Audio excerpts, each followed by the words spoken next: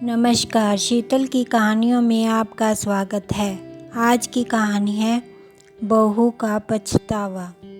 शोभा बेटिया, अपनी सास से होशियार रहना। बड़ी सीधी बनती है समधन जी। अपना यह सीधापन दिखाकर ही उन्होंने दामाद जी को अपने जाल में फंसा रखा है। मेरी बिटिया, मुझे तो डर है कहीं तुम सारी उम्र इन लोगों की सेवा ही ना करती रह जाओ। किसी तरह दामाद जी से कहकर अपना एक अलग घर ले लो।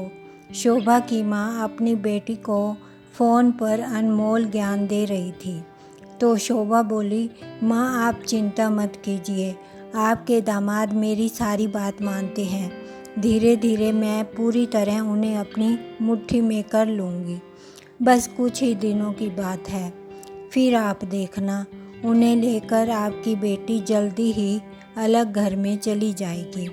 शोभा ने अपनी माँ को भरोसा दिलाया और दोनों माँ बेटी खिलखिलाकर हंस पड़ी।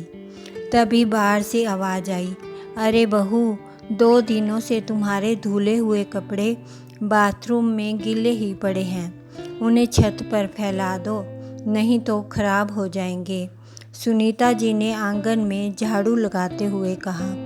अच्छा, फैला दूंगी, आप तो दिन भर मेरे पीछे ही पड़ी रहती हैं, शोभा ने अपने कमरे से तेज आवाज़ में जवाब दिया। बहू, इसमें चिल्लाने की क्या बात है, क्यों ना चिल्लाऊं? कपड़े मेरे हैं, उनके लिए आपके सर में क्यों दर्द हो रहा है? अगर कपड़े खराब हो भी जाएंगे तो मैं आपसे नहीं मांगूंगी, अपने काम से मतलब रखा कीजिए। शोभा तेज कदमों से चलती हुई बाहर निकली और गुस्से में एक के बाद एक कपड़ा बाल्टी में पटकने लगी। अब तो इस घर में रहना ही मुश्किल हो गया है। थोड़ी देर बिस्तर पर लेट क्या गई, यहाँ तो तूफान ही खड़ा हो गया। आप सब लोग तो यही चाहते हैं कि मैं नौकरानी बनकर पूरे घर का काम करती रहूं, दिन भर सबकी सेवा करती रहूं, जैसे बहू इंसान नहीं पत्थर हो। साल भर पहले ही तो सुनीता जी ने अपने बेटे विक्रम का विवाह शोभा से किया था। बहुत सी लड़कियां देखने के बाद उन्होंने एम.कॉम तक पढ़ी और खूबसूरत दिखने वाली शोभा को अपने बेटे विक्रम के लिए चुना था। सुनीता जी तो उसे देखते ही उस पर मोहित हो गई थी। उधर शोभा अपने घर की लाडली थी, खास तौर पर अपनी माँ की। उसके घर में उसकी माँ का ही शासन था। आए दिन शोभा की माँ उसे अलग घर लेने के लिए उकसाती रहती थी। उन्होंने उसके मन में यह बात बिठा दी थी कि अगर संयुक्त परिवार में रहोगी तो मन मारकर जीना पड़ेगा। वैसे तो शोभा के ससुराल में किसी चीज़ की कमी नहीं थी, परंतु फिर भी उसके मायके के मुकाबले उनकी स्थिति थोड़ी कमज़ोर थी। उसके ससुर श्री राम नारायण जी एक प्राइवेट बैंक में कैशियर के पद पर थे। उनकी तनख्वाह कुछ ज़्यादा नहीं थी, परंतु सुनीता जी ने कम तनख्वाह में भी अपने घर को बड़े ही सुव्यवस्थित ढंग से चलाया था। साथ ही अपने इकलौते बेटे विक्रम को भी अच्छी शिक्षा देकर उसके पैरों पर खड़ा किया और इस काबिल बनाया कि आज वह एक बहुत बड़ी मल्टीनेशनल कंपनी में हेड मैनेजर के पद पर कार्यरत था। उसकी कंपनी की शाखाएं देश विदेश में फैली हुई थी और हेड मैनेजर होने के नाते विक्रम को अक्सर अलग अलग शाखाओं का दौरा करने के लिए जाना पड़ता था। विक्रम को इस बात का पूरी तरह एहसास था कि उसके माँ पिता ने कितनी कठिनाई से और कितना संघर्ष करते हुए उसे उसके पैरों पर खड़ा किया था। इसलिए अपने माता पिता से उसे बहुत ज़्यादा लगाव था। इसलिए अपने वेतन में से कुछ हिस्सा अपनी पत्नी शोभा को देकर वह बाकी का वेतन अपनी माँ के ही हाथों में रखता था। कुछ महीने तो शोभा यह सब देखकर चुप रही, लेकिन धीरे धीरे उसकी माँ ने उसके ससुराल में दखल देना शुरू कर दिया। हर रोज़ फ़ोन पर बात करते हुए उसकी माँ पूरे घर का हाल चाल सुनती थी और शोभा भी दिन भर होने वाली घटनाओं का पूरा ब्यौरा अपनी माँ को देती थी। अपने पति के वेतन के विषय में जब उसने अपनी माँ को बताया तो उसकी माँ ने उसे साफ कह दिया कि उसके पति के वेतन पर केवल उसी का हक है और बेटी को उसका हक दिलाने के लिए माँ ने उसे गुरु मंत्र भी दे दिया। बस फिर क्या था, अगले ही दिन शोभा ने घर में हंगामा खड़ा कर दिया कि या तो उसका पति अपना पूरा वेतन उसे देगा, नहीं तो वह ससुराल छोड़कर अपने मायके चली जाएगी। उसकी बात सुनकर विक्रम सत्ते में आ गया, लेकिन सुनीता जी और राम नारायण जी घर में कोई क्लेश या झगड़ा नहीं चाहते थे, ना ही वह अपने बेटे का घर तोड़ना चाहते थे। इसलिए उन्होंने उसकी बात को चुपचाप स्वीकार कर लिया। लेकिन उसके बाद से शोभा की हिम्मत बढ़ती चली गई। एक बार जो उसका मुंह खुला तो उसने अपनी सास की हर बात का उल्टा जवाब देना शुरू कर दिया। अब तो आए दिन घर में झगड़े होने लगे और शांति का नामो निशान तक ना रहा।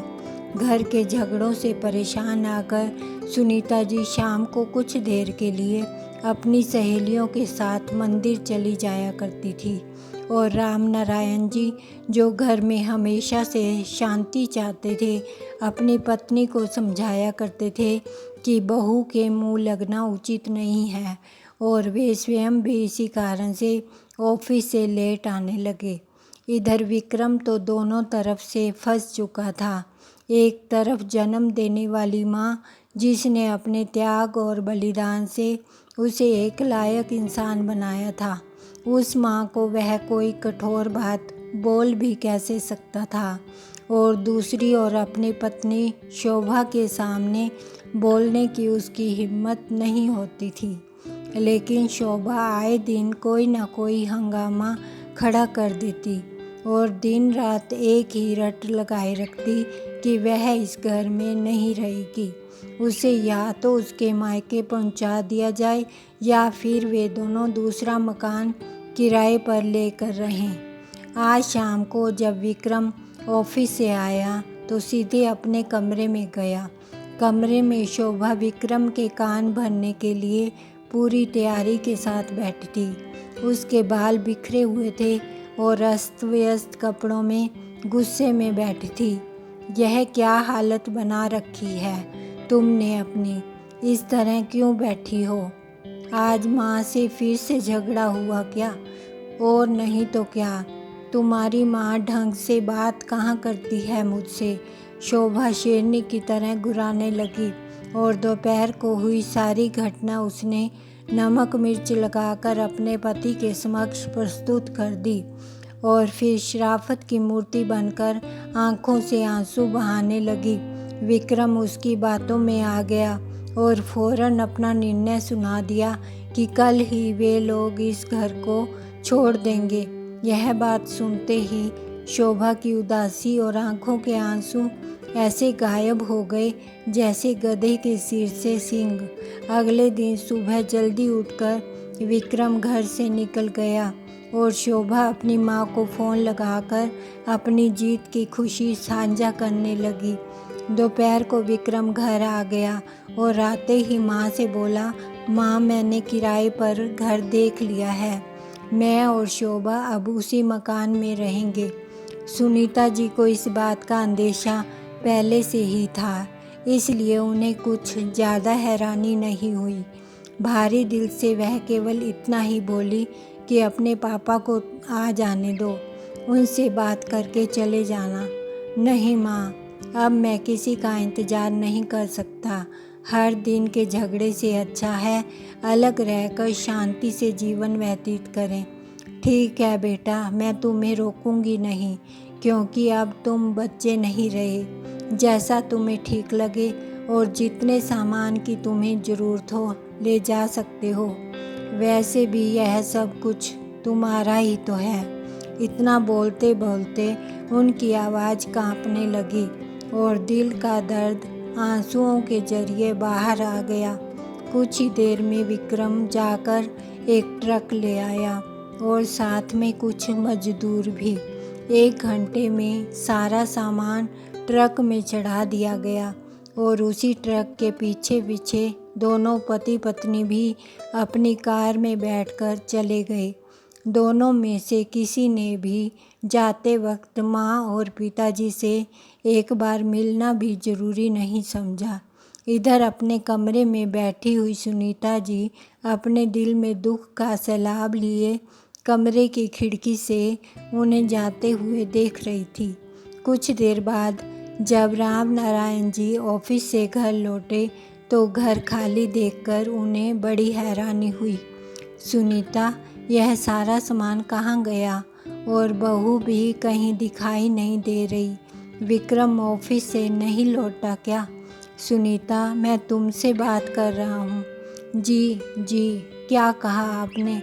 सुनीता जी अपने ख्यालों से बाहर आई। यह सब क्या है सुनीता? राम नारायण जी द्वारा यह प्रश्न पूछे जाने पर सुनीता जी उनसे गले लगकर फफक कर रो पड़ी। राम नारायण जी ने देखा कि सुनीता जी का आंचल आंसुओं से भीग चुका था। उनकी अनुभवी आंखों ने सारा मसला तुरंत समझ लिया। उन्हें दुख तो बहुत हुआ, पर हर दिन के झगड़े से अच्छा है कि दोनों जगह शांति तो रहेगी। यह कहकर उन्होंने खुद को और अपनी पत्नी को दिलासा दिया। लेकिन उस रात दोनों पति पत्नी ने खाना नहीं खाया। दिन बीतने लगे। विक्रम और शोभा को गए हुए करीब 1 वर्ष हो चुका था। ठीक दिवाली के 10 दिन बाद ही दोनों ने घर छोड़ा था। दीपावली का त्यौहार आया तो हर घर में धूमधाम से दीपावली मनाई जा रही थी। दीप जलाए जा रहे थे, लेकिन सुनीता जी और राम नारायण जी के दिल में कोई उत्साह या उमंग नहीं थी। वे दोनों उदास बैठे हुए केवल अतीत की यादों में खोए रहे। केवल रीति निभाने के लिए सुनीता जी ने शाम को एक दीपक जलाकर आंगन में रख दिया।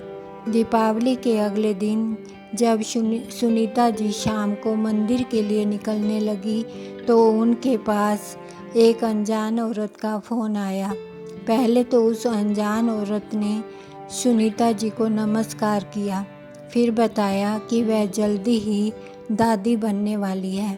सुनीता जी यह सब सुनकर हैरान थी और उनसे पूछने लगी कि वह कौन है और उन्हें कैसे जानती है। उन्होंने बताया कि शोभा और विक्रम उनके मकान में ही रहते हैं। आज शोभा की तबीयत अचानक खराब हो गई तो वे उसे अपनी कार में बैठाकर उसे अस्पताल ले आए हैं, क्योंकि विक्रम कंपनी के काम से 1 हफ्ते के लिए देश से बाहर है और शोभा की डिलीवरी होने वाली है। सुनीता जी ने उनसे पूछा कि वे किस अस्पताल में गए हैं तो बताया कि वे आशीर्वाद अस्पताल में हैं। अस्पताल का पता भी उन्होंने उनके व्हाट्सएप नंबर पर भेज दिया। सुनीता जी जल्दी से अस्पताल जाने की तैयारी करने लगी। एक थैले में उन्होंने कुछ आवश्यक सामान रखा।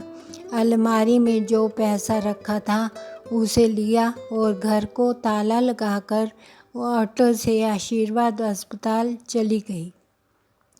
वहाँ जाकर जब उन्होंने शोभा की तबीयत के बारे में स्टाफ से बात की तो पता चला कि बच्चा प्रीमैच्योर है, इसलिए ऑपरेशन करना होगा।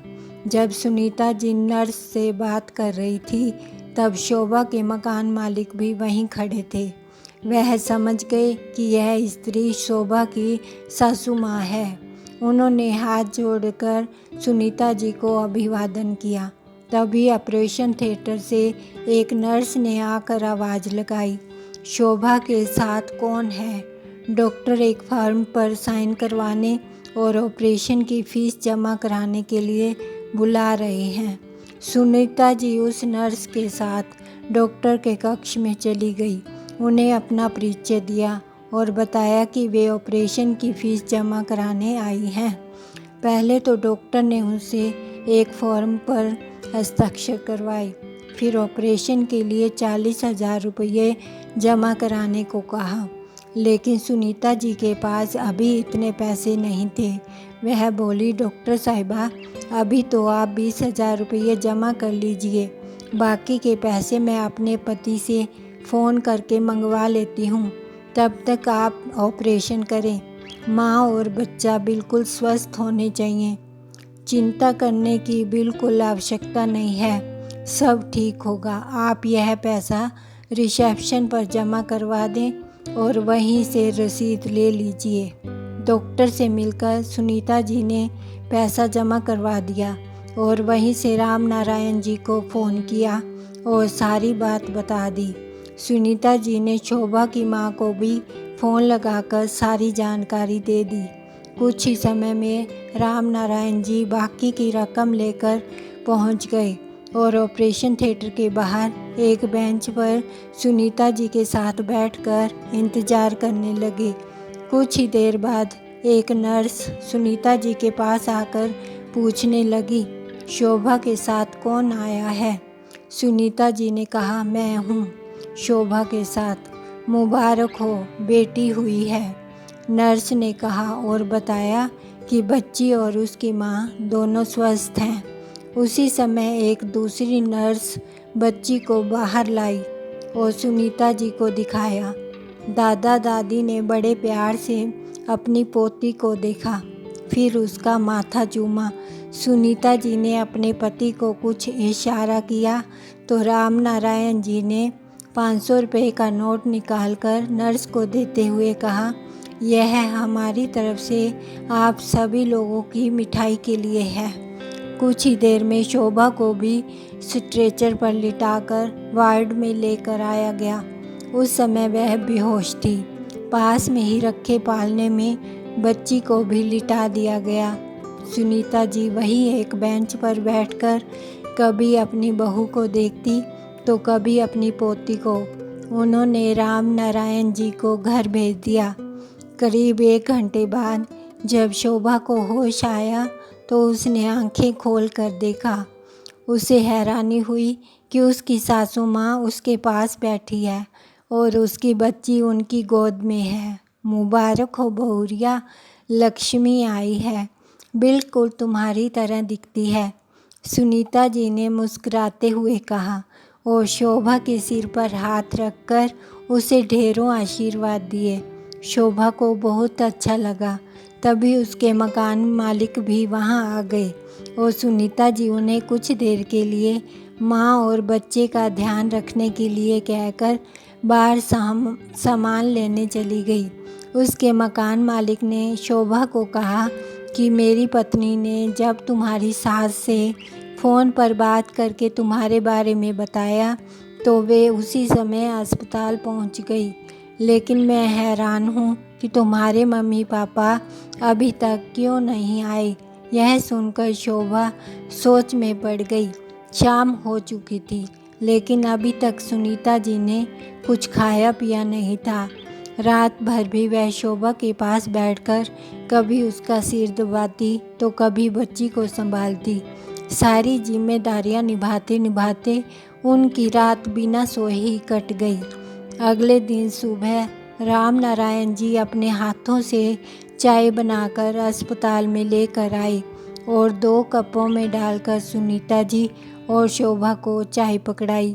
सुनीता, अब तुम घर जाओ, मैं यहाँ बैठता हूँ। कल से तुमने भी खाना नहीं खाया है, घर जाकर तुम भी खाना खा लो और शोभा के लिए भी हल्का खाना बनाकर ले आना।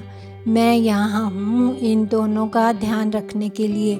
मैंने ऑफिस में फ़ोन करके छुट्टी ले ली है। सुनीता जी राम नारायण जी को बहुत सी हिदायतें देकर चली गई। वह वहीं बेंच पर बैठ गए और करीब 1 घंटे के बाद उन्होंने शोभा से कहा, बेटा मैं ज़रा बाहर बैठता हूँ, कोई चीज़ चाहिए तो नर्स से कहलवा देना। इतना कहकर वे कमरे से बाहर निकल आई। शोभा के बगल वाले बेड पर भी एक स्त्री लेटी हुई थी। उसकी देखभाल के लिए उसके साथ उसकी माँ बैठी हुई थी। जब रामनारायण जी वार्ड से बाहर आए तब उस औरत की माँ ने शोभा से कहा, तुम्हारे मम्मी पापा तो बहुत अच्छे स्वभाव के हैं, खासकर तुम्हारी मम्मी का स्वभाव तो लाजवाब है। कैसे बेचारी रात भर तुम्हारी सेवा करती रही। यह दोनों मेरे मम्मी पापा नहीं, सास ससुर हैं। क्या? आश्चर्य से शोभा का मुंह देखने लगी। फिर उसने कहा, क्या कोई सास ऐसी भी होती है? कल से बिना खाए पिए तुम्हारी सेवा करने में लगी हुई है। यहाँ बैठकर उनकी नज़रें एक पल भी तुम दोनों से नहीं हटी। बेटी, तुम तो बहुत खुश नसीब हो जो तुम्हें ऐसे सास ससुर मिले हैं। वार्ड में बैठे सभी लोग अब तक यही सोच रहे थे कि वह तुम्हारे मम्मी पापा हैं। कोई सास अपनी बहू के लिए इतना सब कुछ कर सकती है, यह तो मैंने पहली बार देखा है। अगर हर सास तुम्हारी सास जैसी हो जाए तो कोई बहू जलकर नहीं मरेगी, कोई बहू जहर खाकर या नदी में डूबकर अपनी जान नहीं देगी।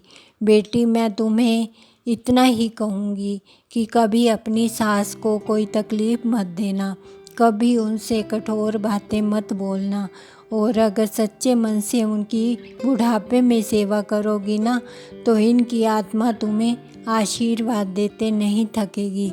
उस औरत की बातें सुनकर शोभा स्तब्ध रह गई और सोचने लगी, ठीक ही तो कहा आंटी ने। मेरी माँ भी एक औरत है और सास भी, लेकिन दोनों में कितना फ़र्क है। एक केवल शासन करना सिखाती है और दूसरी नम्रतापूर्वक अपना कर्तव्य निभाना जानती है। अतीत में हुए अपमान को भूलकर तकलीफ़ झेलते हुए भी अपने बेटे के घर को संभालने में लगी है। कितनी गंभीरता और सहजता से सासू माँ अपना फ़र्ज निभाती जा रही है। बेटा, चाय पी लो। रामनारायण जी की आवाज़ से शोभा का ध्यान भंग हो गया। उसने बड़े ध्यान से अपने ससुर की ओर देखा और सोचने लगी कि इस इंसान ने आज तक मुझे बेटा शब्द के अलावा किसी और नाम से संबोधित नहीं किया, ना ही आज तक कोई कठोर शब्द बोला। इन लोगों के साथ गलत व्यवहार करके मैंने खुद अपने पैरों पर कुल्हाड़ी मारी है। आज तो मुझे खुद पर ही शर्म आ रही है। सोचते सोचते उसे अपने ससुर की आवाज़ सुनाई दी। देखा तो वह पास वाली आंटी को कह रहे थे, बहन जी, आपको एक कष्ट दे रहा हूँ, आप मेरी बहू का सहारा देकर उठने में मदद करें ताकि वह चाय पी ले। वह औरत उठी और शोभा की मदद करने लगी। कुछ ही देर में सुनीता शोभा के लिए खिचड़ी और बच्ची के लिए कुछ साफ सुथरे कपड़े लेकर आ गई। शोभा को आराम से बैठाकर चम्मच के साथ अपने हाथ से खिचड़ी खिलाने लगी। आज शोभा को यह खिचड़ी किसी मोहन भोग से कम नहीं लग रही थी। शाम के समय शोभा के मम्मी पापा भी उससे मिलने आ गए। अंदर आते ही उन्होंने देखा कि सुनीता जी शोभा के बालों में तेल लगा रही थी। वे आकर बेड के पास पड़े बेंच पर बैठ गए। कुछ देर बाद सुनीता जी किसी काम से वार्ड से बाहर आ गई। शोभा ने देखा कि उसकी माँ और पिताजी का चेहरा मुरझाया हुआ था। उनके चेहरे से खुशी दूर दूर तक गायब थी। कारण पूछने पर उन्होंने बताया कि उनकी बहू यानी कि शोभा की भाभी ने अपनी माँ के बहकावे में आकर घर में बवाल खड़ा किया हुआ था और अब उन पर केस करने की धमकी देकर अपना सामान उठाकर मायके चली गई है। शोभा यह सब सुनकर हैरान रह गई। वह सोचने लगी कि यह सब उसका और उसकी माँ के कर्मों का ही फल है। सच में ऊपर वाले की लाठी में आवाज़ नहीं होती। अच्छे लोगों को सताने की सज़ा तो उन्हें मिलनी ही थी। कुछ ही देर में सुनीता जी आ गई और एक थैले में कुछ सामान रखकर सुनीता जी ने कहा, शोभा, जितना मुझसे बन सका मैंने कर दिया। अब तुम्हारी मम्मी पापा आ गए हैं, अब मैं घर चलती हूँ। आज तक की दवाइयों का और अस्पताल के बिल का भुगतान मैंने कर दिया है। सारी रसीदें तुम्हारे तकिए के नीचे रखी हैं। विक्रम आएगा तो उसे मेरी तरफ से बधाई देना। इतना कहकर चलने के लिए जैसे ही वे पीछे मुड़ी, अचानक उन्हें लगा कि उनका आंचल कहीं फंस गया है। उन्होंने पीछे मुड़कर देखा तो शोभा ने उनका आंचल थामा हुआ था और अश्रुपूरित आंखों से उनकी ओर ही देखती जा रही थी। माँ, क्या अपनी इस मूर्ख बेटी को माफ़ नहीं करेंगी? शोभा ने कहा तो सुनीता जी ने झट से उसे अपने गले से लगा लिया और उसके माथे को सहलाते हुए बोली, अरे कभी माँ भी अपनी बेटी से नाराज़ होती है? हजारों में से चुनकर तुझे अपने घर की बहू बनाकर लाई थी, तो तुम मूर्ख कैसे हो गई? तुम मेरी बहू नहीं बेटी हो और मैंने तुम्हें हमेशा से अपनी बेटी ही समझा है। यह सुनकर शोभा रोने लगी। बस बेटा, तुम्हारा शरीर अभी कमज़ोर है, टांके खुलने का डर रहता है। यह कहते हुए उन्होंने अपने आंचल से उसके आंसू पोंछे। अगले दिन विक्रम अपने टूर से वापस आ गया और तुरंत अपना सामान घर पर रखकर सीधे अस्पताल चला आया। माँ को शोभा के पास देखकर उसे आत्मग्लानि हुई, लेकिन जब उसने शोभा और अपनी माँ को एक साथ मुस्कुराते हुए देखा तो झट से अपनी माँ के पास दौड़कर उनके चरण छूकर प्रणाम किया और अपने बर्ताव के लिए उनसे माफ़ी मांगी। उसके बाद अपनी नन्ही सी गुड़िया को गोद में लिया। शोभा ने विक्रम को स्पष्ट कह दिया कि अब वह किराए के मकान में ना जाकर माँ के साथ अपने घर जाएगी। कुछ दिन बाद अस्पताल से छुट्टी मिलने पर वे सभी लोग मुस्कुराते चेहरे लिए अपने घर वापस आई। नन्ही सी जान सबके हाथों का खिलौना बनी हुई थी। शोभा पर काम करने का अभी प्रतिबंध था, तो शाम के समय सुनीता जी ने शोभा के पास आकर कहा, बेटा, मैं ज़रा बाज़ार जा रही हूँ, बाहर से ताला लगा देती हूँ ताकि तुम्हें बार बार उठना ना पड़े। और वह चली गई। जब शोभा सोकर उठी तो देखा कमरे की लाइट जल रही थी। वह धीरे से कमरे से बाहर निकली तो देखा आंगन में रंगोली बनी हुई थी और वहाँ पर बहुत से दीपक रखे हुए थे जिन्हें माँ बैठकर जला रही थी। माँ, दिवाली तो कब से बीत गई, फिर आज यह सब क्यों? माँ, शोभा ने पूछा तो सुनीता जी मुस्कुराते हुए बोली, मेरे बच्चे मेरे घर 1 वर्ष के बाद आए हैं तो दिवाली तो अभी ही मनाऊंगी ना। 1 वर्ष पहले मेरे घर की लक्ष्मी दिवाली के बाद गई थी और दिवाली के बाद अपने साथ मेरी पोती को भी लेकर आई है। इसी खुशी में मैंने आज दिवाली मनाई है। जाओ, तुम भी अच्छी सी साड़ी पहन लो और गुड़िया को भी सुंदर से कपड़े पहना दो, फिर हम सब मिलकर दीपक जलाएंगे। शोभा का हृदय गदगद हो गया। घर के दरवाजे पर खड़ा विक्रम यह दृश्य देखकर निहाल हो रहा था। तैयार होकर दोनों ने प्रात में दीपक जलाए और झुककर अपने माँ पिताजी के पैर छूकर प्रणाम किया। आंगन में रखी परात में जो दीपक जल रहे थे, आज उनकी लौ सुनीता जी को बहुत सुंदर लग रही थी।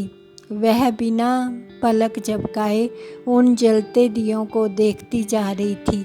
वे जलते हुए दीपक उसे यूं लग रहे थे मानो उनकी लौ से उनका जीवन ही जगमगा गया हो। धन्यवाद।